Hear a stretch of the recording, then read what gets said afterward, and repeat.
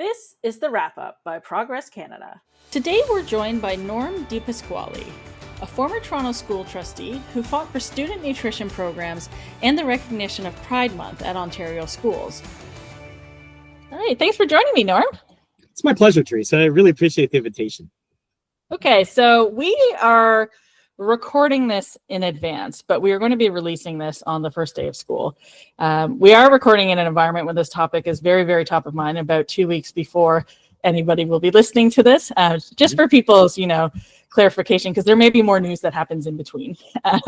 So the topic we're talking about today is education in Ontario, and we decided that this was a good, kickoff to the new season and back to school period, because this is something that affects all of Ontario's, 2 million or so students and their families. So kids are heading back to school today, or, in the days to come, depending on what school board you're in. Parents and educators have long been worried, I think, at this point, about cuts that have been made to education in the province. Now, there are outright cuts. There are also, inflation. There's inflationary cuts in the sense that, costs have been rising, but expenditures and spending into education has not been going up at the same time. So given all of that, what are you hearing from your community as sort of, like an education adjacent and focused person about these cuts, and how are they affecting classrooms and students?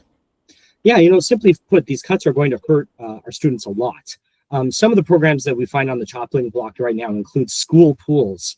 And, there were some recent drownings of children in Ontario, and the Minister of Education swore that he would look into better swimming education. And here we are having to close pools because there's not enough funding. The music instrument program, which really has made me into somebody who plays musical instruments my whole life. Same. Yeah. It's these little sparks that students need to maybe launch a lifelong career. Also laptops for students. Like, my daughter, who's in grade 9, I would say well over half her assignments are computer based, and they have to cut new laptops for students now because there just isn't the funding. So, these are some of the programs, and then, things like spec ed, special education, which every board funds. 71 out of 72 fund more than what the province gives us, because these students, they have needs that would not be met with the base funding. And even with increased funding, it's not enough. And, we get students acting out because they're not getting the supports they need. So, it's these losing resource teachers. The cuts really have a direct impact on student achievement. And I'm so glad that, many trustees have spoken out about these cuts.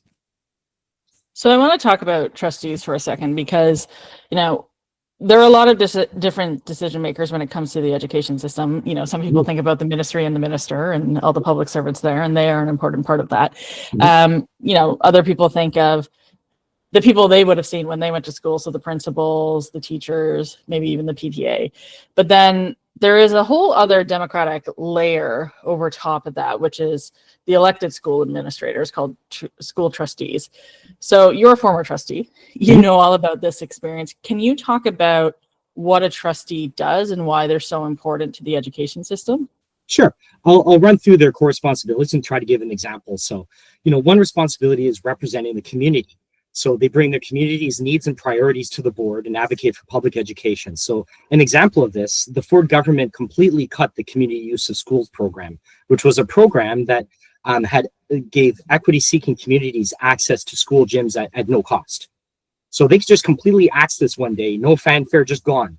So as an advocate for my equity-seeking communities, I spoke up about this and I raised a fuss and was able to redirect, a small amount of funding to keep the program alive for those really deeply equity-seeking communities. So we are there to advocate. Sometimes at our board, trustees would be like, why are you asking the provincial government to bring back community use of schools program? They won't. I'm like, we are supposed to advocate. So don't forget that part of your job. You are an advocate for what you believe is best for your community. I was aware of school trustees growing up. I don't know why. My dad was a teacher, so maybe I was had more information about, the education system in general than the average person. But this isn't like a money-making endeavor here. Very few political offices are, but this one especially. Like, can you talk a little bit about like the salary that these people make? Like, this is not something you're going to drop your full-time job over, right? No, absolutely not. Like trustees make about like $20,000 a year. You might see 600 of that because it's now completely taxable, which was a change the federal Liberal government did back in 2018. So you might see 600 every 2 weeks, if that. And for that, you are putting in 40 plus hours of work a week, representing your community, at schools, at the school board, in various meetings with the city, with the province. This is, and talking to parents, which, there are periods, like especially right now, where many parents are going to call in with issues with school registrations, school buses, issues related to the beginning of school, and they're not going to have anybody who's going to respond. But there's an intense amount of hours you put in and very, very little remuneration for the work that you do. You do this job because you love this. You love this job. You want to stand up for students and families and communities, certainly not because of the pay. I want to talk a little bit more about that. So the relationship with parents and obviously the students who go to these schools, I if I was a parent, I wouldn't necessarily know who I'm supposed to go to. Like maybe you call up the principal, maybe you talk to your child's teacher. What is the interfacing like between, parents, parent groups, and trustees? How does that relationship get built up, and what does that sort of look like day to day? Yeah, so it starts with elections. When you're trying to get elected as a school board trustee, you're handing out your contact information to every person in the riding. So, they have your sort of business card, if you will, even prior to the election. So this is one way that they know to reach out to you. And then, trustees are in the public eye, so your name gets bandied about, let's say, interviews with media. If you are searching for your school, often the trustee will be linked there. And trustees, also tend to maintain a website with lots of different contact information. I had my cell phone on my Twitter, my website, all over the place. And it just makes it really easy for families with concerns to reach out to you. And many did. Like I spoke to thousands of parents over my term. So the other component of that is, you're an elected official. There are other elected officials. There's MVPs, there's MPs, Premier, Prime Minister, whatever. What is that interfacing like? How do trustees sort of bring up these issues that parents have brought up to them to higher levels of government to, perhaps make some changes based on the feedback that you're getting? Yeah, so this is a bit of a two-way street. So as a trustee, I had 4 MPs, 4 MPPs, 4 councillors, because I represented 4 ridings. Right. This is something that, we forget about sometimes. These are not the same boundaries necessarily. That's right. No, exactly. And so, you start to make a relationship with these other elected levels of government. And sometimes it's because they reach out to you because a parent has reached out with concern, let's say, to the MPP office or the councillor office. And this is how these relationships start. And there are times where, the MPPs will bring an issue to you, or you will bring an issue to the MPP. It can be a little circular in nature. But I view, other levels of elected office as part of the team and part of team education, part of team children. We're all working together to enhance student education, I think, when things are working really properly. Okay, so that brings us to the conversation about how this works in practice. So opposition politicians in Ontario have argued that, government education spending has not kept up with inflation, number one, and that, in some cases cuts have been made. Essentially, their argument is that this has led to a shortfall of $1,500 per student since Doug Ford became premier, essentially. So how are trustees in particular, the ones that because I'm sure you're still in contact with a lot of them, how are they responding to this funding gap, and how is that impacting the decisions that they're making at the school board level? Yeah, I mean, trustees have done their best to respond creatively to this funding gap and trying to stretch the dollar and do more with less. And it's lesser and lesser every year that we go. In previous years, we've had to cut resource teachers. These are teachers that teach teachers how better to teach the curriculum overall. The TDSB, I think, has whittled the resource teachers down to nearly none, because these are teachers that are not on the front line. And obviously you want to maintain that frontline staff, like the teachers who are connected directly to the students. Other examples which are not sustainable, using proceeds from school sales. So you sell a school and maybe you feed some of that back into like a budget item. And in good years, sometimes the boards will have a surplus. So those surpluses can be used to kind of paper over provincial cuts. But that's not an unlimited resource. I would think that probably no board in Ontario at this point has a surplus after all of the cuts that we've been facing. The decisions are getting more and more difficult and impacting student achievement more and more. So, if we want public education to succeed, we have to properly fund it. And that just isn't happening right now. So I want to talk about, sort of the downstream effects of that. So one thing we're seeing, which we're seeing in other areas of public funding in this province, in healthcare, we're seeing nurses and doctors fleeing the system because of cuts that are being made and just how difficult it has become. We're seeing the same thing in education. Teachers are fleeing the system as well. And, some of that is about salary. Some of that is about just the environment that you have to exist in. In both cases, in the education and healthcare sector, some of that is actually about violence. So we've seen a huge uptick in school violence. I think it's 70% or something like that in some boards. This is an enormous piece. When I was a kid growing up in the 90s, even in the Mike Harris years, I don't remember this kind of violence being reported. And it's not just student on student violence, it's also students towards teachers. It is a pretty horrifying situation that is developing. How much is this part of that conversation of just under-resourcing schools leads to increased problems like this? Yeah, I think that's 100% the issue. So, if we don't have enough spec ed teachers and EAs and resources in those classes, then helping these students to regulate who are dysregulated, it leads directly to school violence. When you're in a class of 34 and your needs aren't being met, sometimes students lash out. And we're getting more and more classes like this, and we continue to, the funding gap gets greater and greater. And if these students don't get the attention that they need and deserve and help with sort of self-regulate when they're dysregulated, you are going to see an increase with violence. And student resource officers or police in schools is not the answer. Properly funding education is the answer to school violence. Can you expand on that a little bit? Because I think, we've seen this with the TTC as well. There's violence on the TTC. Again, violence is everywhere in society now because we're not dealing with root causes to things. But that gets papered over again with hiring more cops to, be on the tracks. And the math has never made sense to me because at most it's maybe 1 or 2 per station, and that's not really going to do anything. I think the same is with schools. Again, you're having these issues because there aren't enough adult bodies in the classroom to manage all these students. Throwing in 1 extra person maybe for a school who is a cop, I don't know that is going to make the difference. So can you talk about what does happen when that's the case? We've seen this in the US too. As a response to school shootings, they put more cops into the system who then, when a shooting happens, the cop is actually not responding to that situation. So can you talk about what the effects of that would be and what some alternatives might be? Yeah, I mean, police and schools to me don't make schools safer. A policeman for all of his training does not have education training, does not have the skills and training to help a child with self-regulation when they're dysregulated.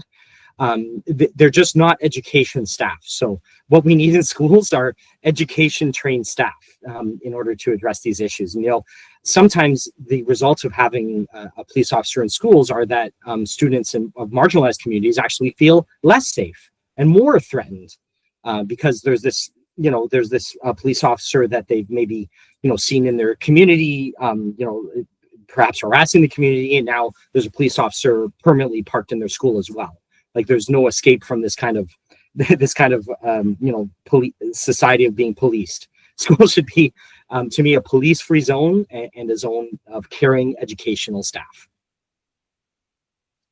So I think, when it comes down to it, there are all the elements we've talked about. There's fewer educational resources in the classroom for students, whether it's, an individual person who has been trained in education or whether it's actual things like laptops and computer hours, whatever it is. But there's also an element of we're just taking investment out of the education system. And I think over the last 25 years in public policy in this country, we've really seen education as the silver bullet, not just for individual kids, but for the economy at large. We've wanted to make this pivot, even since the 1980s, like the Peterson government talked about this and how we needed to pivot to the knowledge economy and how that was going to be the big thing. And Ontario needed to lead in that space. And I have to imagine if you're cutting $1,500 per student, that we're not on the fast track to a stronger economy that way. Like we are not training students in this province to lead both Ontario's economy and the world, with the education and learnings that they have achieved. It does not put us on the fast track to higher learning, to, more hands-on experiences. It really does diminish the student experience. So can you talk about that and how, this is just a fundamental pivot away from what, governments of different stripes have been trying to do for the last, 20 to 40 years, and to a pivot away from, I think even the Premier's supposed messaging around how, Ontario's open for business. I think this actually makes us less open for business. Yeah, absolutely. And I've always been a firm believer, if you lift up those students, in need who are struggling, you lift up all the students. And the needs are only getting greater. Like I discovered as a trustee that we had some families who are actually in shelters. So, these children, while they were trying to learn from home, had no internet connection. So, we managed to solve that through the iPads that we gave them that were internet connected. But the needs are only getting greater in our school system as life gets increasingly more expensive on all fronts. And, what Trump is doing to the South is not helping. So I would say that the needs are only getting greater to make sure that we support those students who are struggling. And, the funding that we're getting is just not cutting it. And, the province continues to try to modernize parts of the curriculum and doesn't supply any of the resources along with those. So we're really struggling. Like I have a daughter in grade 9 who just completed grade 9 in math. No math textbooks supplied. So this is very troubling. Like, they're being introduced new subjects and there's just no reference for them anymore. It's getting to the point where it's hard to see even a regular student succeed with the current level of funding cuts that we're dealing with. It's a little ironic for a premier who, his campaign slogan was "Get it done," and it seems like a lot of what his government has talked about in this space, when they've actually paid attention to this space, is a lot of rhetoric. It's not a lot of action behind it. Like there was a while that they were talking about trans issues. Well, that was something that was happening in Saskatchewan and Alberta, and they're talking about all these distracting culture issue things, and then when they actually talk about student achievement, to your point, they don't actually put the resources behind it. Why do you think they're getting away with this, like we message well but don't actually do anything approach? Yeah, this is like a government who announces announcements, right? So all these announcements sound great, but there's nothing backing them up. Like, and in the past, it just seems like they fundamentally misunderstand the speed that school boards move, right? Like turning a big ship takes time. You can't introduce 10 things, 10 new curriculum subjects, let's say in a year, and expect that to get adopted, and especially without like the resources to follow them. So, and now, the Ford government is actually spending a professional development day for teachers on the student resource officer program. Why do teachers need to learn about this? They're supposed to use those days to learn about curriculum subjects, not about the student resource officer program. So they're focused on the wrong things, and the things that they announce, there's just zero follow-up. This, it's very bad administration of Ontario's public education system. I want to talk about like a really concrete example of this, actually two concrete examples. So example number one is improving air quality in the classroom. So we had all these big promises from the Ford government, during the COVID period, that we would put in all this proper ventilation into school so that people wouldn't get sick anymore, students wouldn't get sick. And this was part of the whole push of, we got to have kids in school, because they don't really get COVID anyway, which we know was false. And, we can't have them at home because people have to go back to work. So we'll throw them in schools. Don't worry, we'll clean up the ventilation. That never happened. The second part is the air conditioning piece. So we know that with climate change, temperatures are rising. We've had more plus 30 day temperatures this summer than any I can remember. You know, as an asthmatic, I have spent many days inside between the heat and the wildfires. So it's not great out there, but I think a lot of teachers, a lot of parents have given Ford maybe a pass because they figure, well, you know, you're only in school till end of June and it might be a bit roasting at the end of that month, but otherwise it's fine. Not quite so, because a lot of the daycares that are run in this province are run in actual schools throughout the summer. You know, I've got 2 nephews under 5. They've been roasting all summer in these facilities, right? And at that age, it's really not safe. It's not safe for any age to be that hot, but that age in particular, elderly people and young people especially, it's not safe. So this was a promise that was made and has never materialized. And, you know, I imagine we're probably going to go into September and have one of those classic September heat waves. We're starting to get classic October heat waves now. And a lot of students are just going to be roasting again. So can you talk about like that piece of it and how difficult it would be to actually live up to those promises? I mean, the school repair backlog right now across Ontario is in the tens of billions. So we can't even get to a level of, you know, making sure that schools are in like a proper level of upkeep where tiles aren't like collapsing with floods. And there are many problems with school infrastructure before we even get to air conditioning that, you know, are tagged in the tens of billions. And this government continues to underfund the school repair backlog. So it's just, it keeps getting worse and worse. And we're just, it doesn't seem like we're even going to get schools to a regular level of upkeep. Never mind the air conditioning component of it, which is, it is very expensive to retrofit a school for air conditioning. My son went to a school that's 180 years old in downtown Toronto, and nobody even heard of that concept back then. So they're big retrofits, and we can hardly keep the lights on in our schools with the way the Ford government is funding school infrastructure.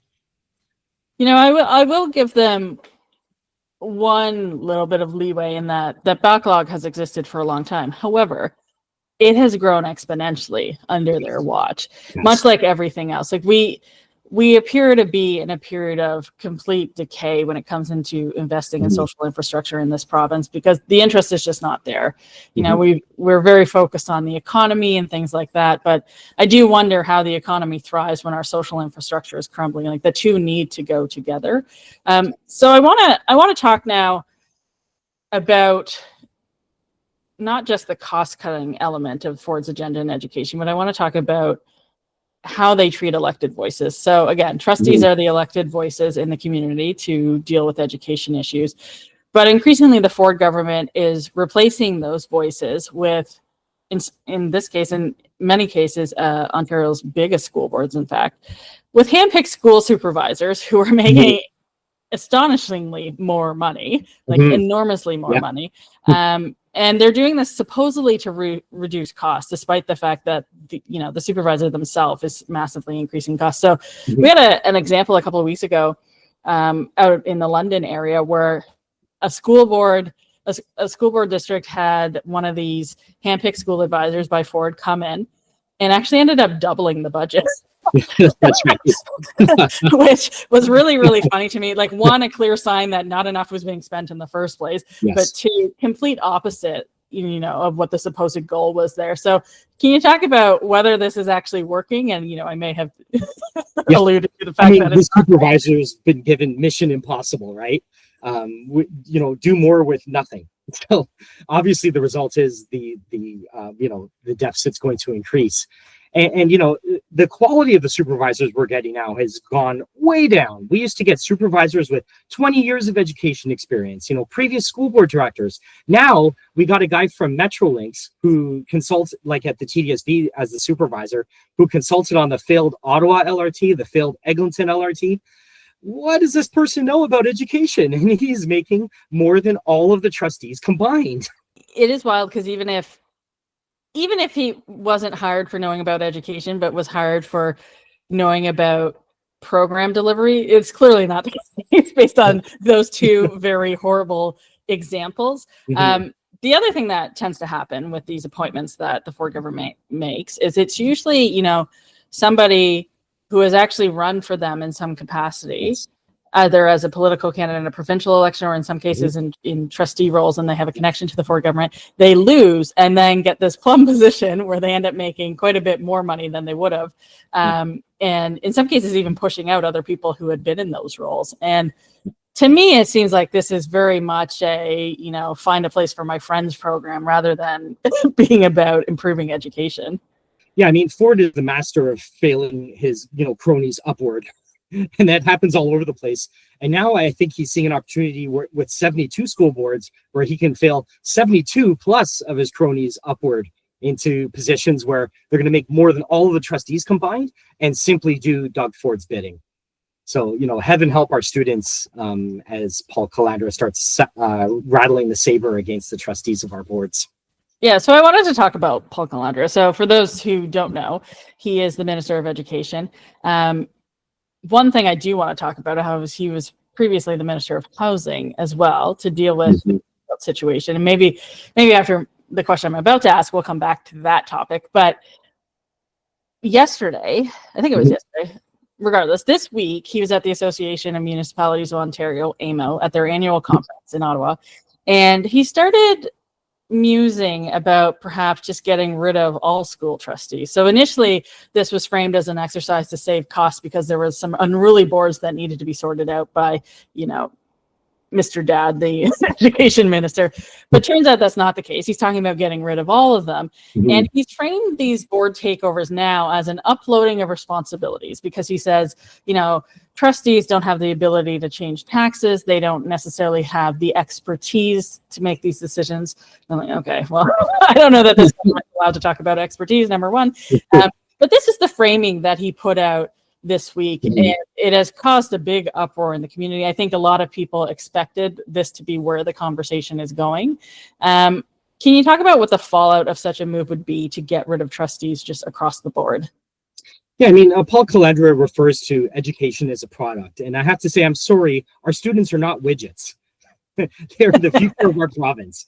If you were to take away all the trustees and replace them with Ford sort of cronies across the board, parents would lose their voice in the system.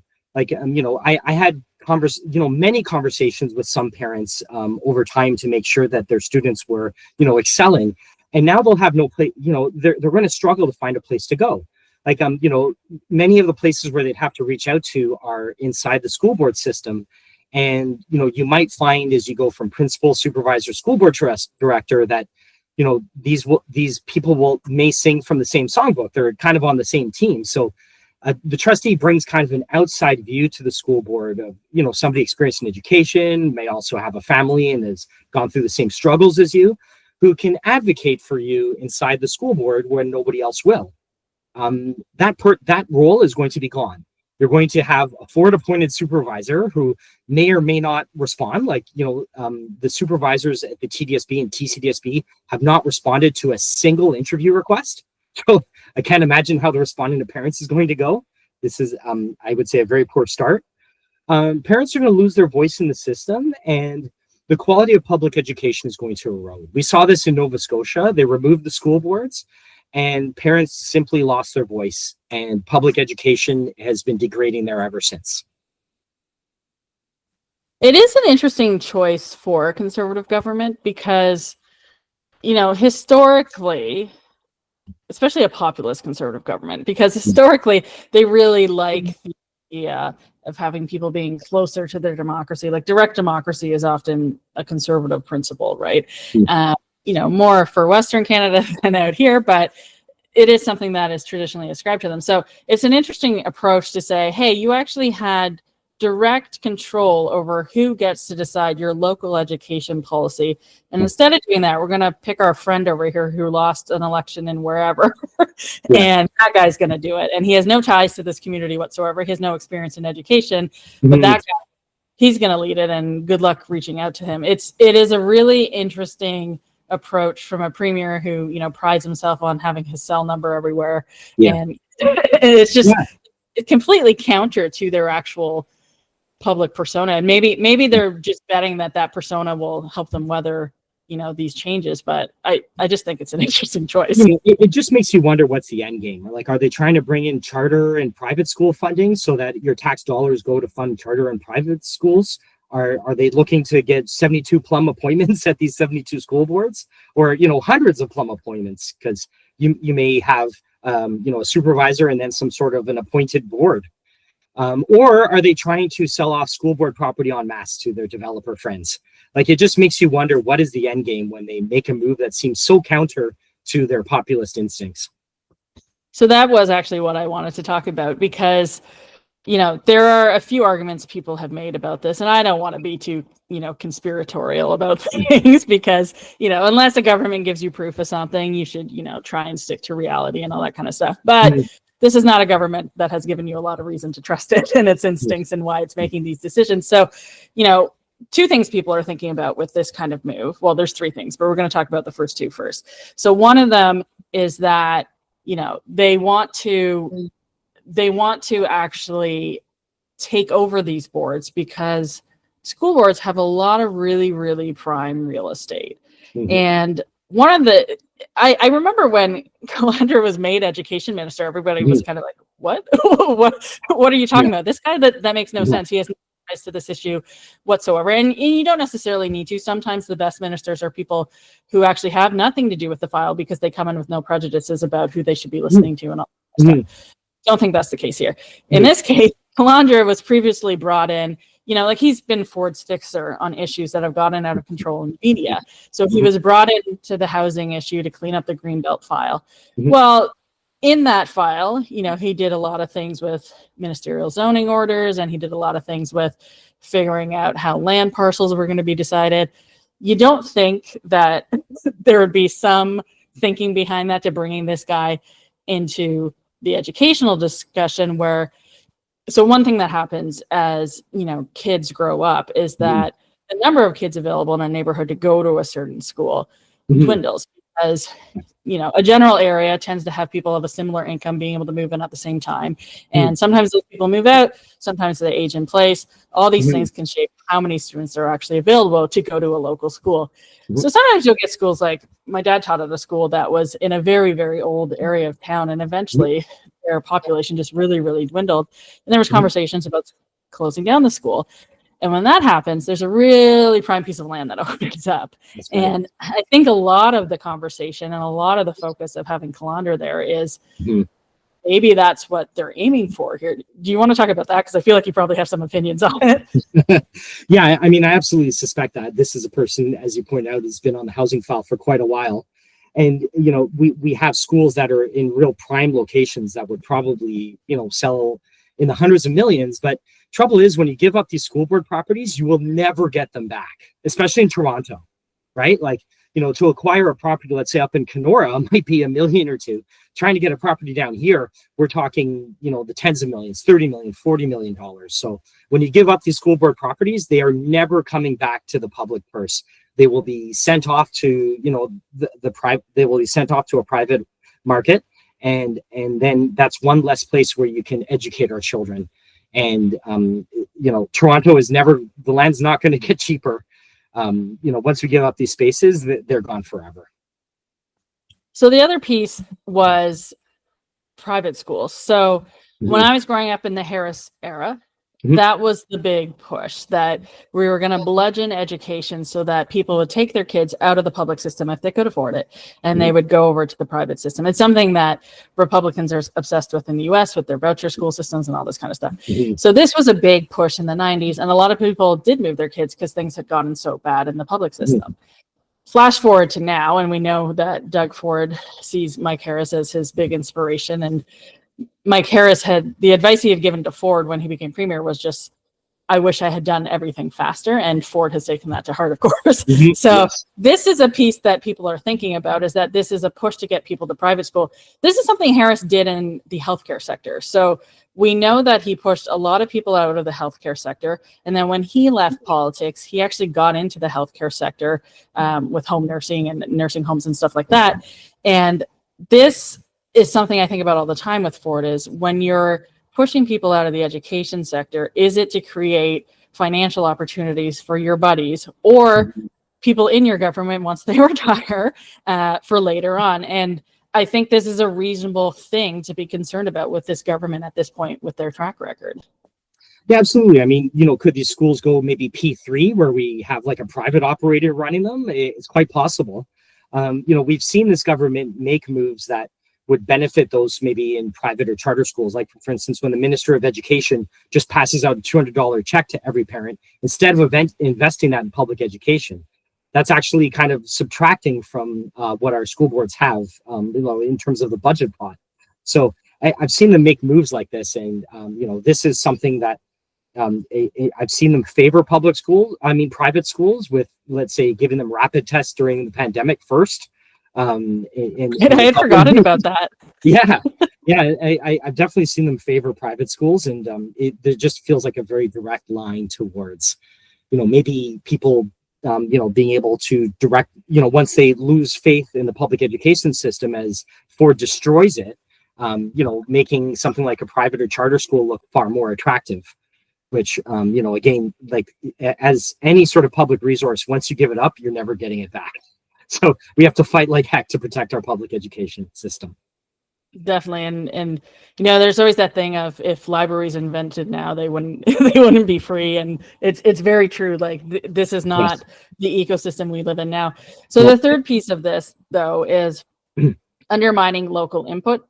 And I think you're a really good person to talk to about this because of all the other, fires you have a poker in. And so this isn't the first time Ford has, sort of disrupted local democracy. Yes. So we have a number of different examples. So 2018, he cut Toronto Council in half in the middle of an election, which is insane. Yes. He also scrapped legislation requiring regional chairs to be elected. That was something my old boss, Chris Ballard, had actually passed legislation about to make sure they were elected and accountable to local people. They got rid of that and started appointing people, again, their own cronies. He introduced strong mayor powers to overrule local councils, of course. Now, some of the mayors have used those powers, some have not. Yeah. The constant use of ministerial zoning orders to get around council decisions around land use planning, which is the most policy-laden sentence I will ever say, but I don't know an easier way to say any of that. So, and then something we've forgotten about already is that he banned ranked balloting at the municipal level as well. A number of different cities had passed it. They thought it was a fair model for electing local councils. I agree. And it would have been, a direct challenge to, quite frankly, conservative politicians who don't actually enjoy a majority almost anywhere in this country, but the way the vote splits shake out, it actually benefits them. So from your perspective, what does the centralization of power mean for democratic accountability in this province, of which we are already lacking so much of? Yeah, I mean, as a constituent, you completely lose your voice, right? Like when we have appointed people instead of elected people, if you don't like the job they're doing, you can't vote them out. You can't hear, maybe some differing ideas from somebody who wants to run, let's say, for that position next time, right? Like the exchange of ideas is like critical to a healthy democracy. He did a real number on Toronto. Not only did he fold city council in half, but he banned them from changing any sort of governance structure. So it's not like they could start giving power to, let's say, neighborhood associations or resident associations. Ford banned them from making any sort of change to their local governance. So, now what you have is Toronto councillors who have over 100,000 constituents. And some councillors say, yeah, I do the job now, but badly. Like, when you think about, the more local you get in democracy, like we're talking about, the street lights not being turned on, your trash not being picked up. Like these are issues where you need somebody who can be responsive. And it's so hard to do that when you have over 100,000 people to respond to. So it erodes faith in democracy, and it keeps voices out of the system, like equity-seeking voices out of the system. It just does so much damage to our democracy in general. And, Ford has not shown any shyness to trample over our local democracy, even, trying to rip out bike lanes in Toronto. Is he going to weigh in on the local bingo hall next? Where are we going here? No, that's a moneymaker, so he'll avoid that. But no, it is interesting that you bring that up too, because Naheed Nenshi, who's now the NDP leader in Alberta, but had been at the time the mayor of Calgary, he had said he would say all the time that of the different levels of government, and he doesn't like to call them levels either because they're not any less important depending on which one you're talking about, right? There's no real hierarchy other than in terms of how much money they have. But he would always say the level of government you would notice disappear first is municipal, and you can expand that to local, right? Because if your trash doesn't get picked up, you notice that starts to stink. Right. If your power doesn't go on, if your water doesn't come out of the tap, like you notice these things right away. And I've had this conversation with my dad before that, he was always a strong proponent of like, do you actually need a provincial government? You have your national concerns, you have your local concerns, and maybe you need a provincial government. We have a constitutional requirement that we have them, but of the things that happen, different levels of government do really different things, but the municipal and the local level actually does quite a bit of what people see day to day around them. And it's the level that people participate in the least. And perhaps that is why, Ford is attacking local decision making the way he is, because it is that level that people are the least aware of and participate in the least, despite the fact that it is so impactful for them. So something I've been thinking about as part of this is future political competition. So when I think about the pipeline of political talent in this country, a lot of it does start at the local level, a lot of it does start at the trustee level. So people use trustee positions to get exposure, to build their networks, hone their political skills, all those kinds of stuff. You learn a lot of the things that would be useful at other levels of political office. And, Ford is a former councillor himself, so he knows this. His nephew, I think, was a trustee as well. So like they're not unfamiliar with these processes. And I think this is actually something I've complained about as a Liberal, is that we don't treat other levels of government as like important grounds for bringing talent through. In the US, they're very aware of this. Republicans and the MAGA Republicans are very involved in school boards. They are always trying to get elected to these bodies because, one, it helps them shape their culture war stuff, but two, it's how they actually start to build up these talent pools. And progressives, I think the NDP, to the party you belong to, is much better at this than Liberals are. But this is something that actually can be really helpful as you start to build opponents to, an agenda like Ford's. I think he obviously understands that, and gutting school boards, gutting school trustee positions is actually a really, really great way to kneecap future talent that might oppose him. He has said he wants to be premier forever, and to do that, he has to make sure no really talented people come up through the political process. How much do you think that's actually playing a role in this decision as well? I'm sure it's not the central purpose, but I think it is a knock-on effect. Yeah, I mean, you could have something like 720 up-and-comers through all the 72 school boards in terms of the number of trustees who can get elected. I think progressive folks have had a lot of success at the trustee level. Here in Toronto, we have like great organizations like Progress Toronto that are trying to help, bring forth an agenda that can oppose things like Premier Ford's cuts. You do need to, you're not making money as a trustee. You have to care an awful lot, I would say, to run for the position. The poor pay number of hours, but I would also point out there are examples of trustees who are now MPPs in the Ford government. So there's some of that as well, but absolutely, it's a way to close the door on, particularly equity deserving communities who want to run for office and make change. And school board is as local as it gets. Like, we're talking about the places where local families convene. This is so local. You have to care a lot. And I would say that, you're going to hear a lot of concerns. Like, schools are very personal to families, and you're going to hear a lot of the very personal concerns, and you really have to be able to listen, empathize, and care. My goal is always not to leave people feeling demoralized, but to have a call to action for them. Because I think, that's actually the point of organizing, and the only way progress happens in the first place. We can't just all feel downtrodden about everything all the time. So, with your experience in understanding the school system as you do, looking ahead, what do you think, communities, school boards, opposition parties, parents, students themselves, because students can be activists as well, of course, what should they do to, push back against these cuts and these changes that are fundamentally eroding public education in this province?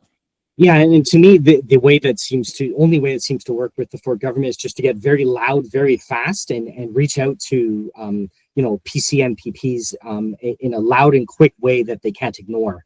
So, that it means, following people like Fund Our Schools, like fundourschools.ca, and joining their protests. Maybe it involves student walkouts to protest this situation. I've launched a petition called handsoffourschools.ca, which, you enter your address, it'll send, a message opposing this board supervision to your local level of government and your MPP. We just have to get organized and get loud very, very quickly. If you have the contact information of your MPP, please reach out immediately and share your concerns. We are going to be in a situation where school is starting in 2 weeks, and you will have no one to speak to about your educational issues.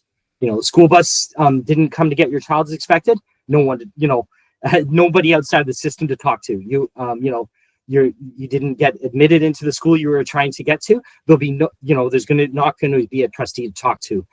People are going to feel this pain very quickly as school starts, and they need to get very loud very quickly. I think that's a great point to end on. This is always the thing of, I think people can feel powerless, and having been in politics as long as I have been, the one thing that I've seen that always works is people coming together and really having strength in numbers, because it is something that governments of all persuasions, all party stripes, all, levels of interest in democracy respond to, because they know they're outnumbered when you get together. So I think that's an excellent point, and, a really good note to end on. Thanks for joining me, Norm. The pleasure was all mine, Teresa. Thanks for running Progress Canada. You've been listening to Progress Canada, presented by Lightbulb Narrative, a Canadian communications company specializing in content creation, narrative development, and strategic communications. Our music was composed by Elliot Middleton. If you've enjoyed today's episode, please consider subscribing to access future episodes the moment they drop. Thanks for listening.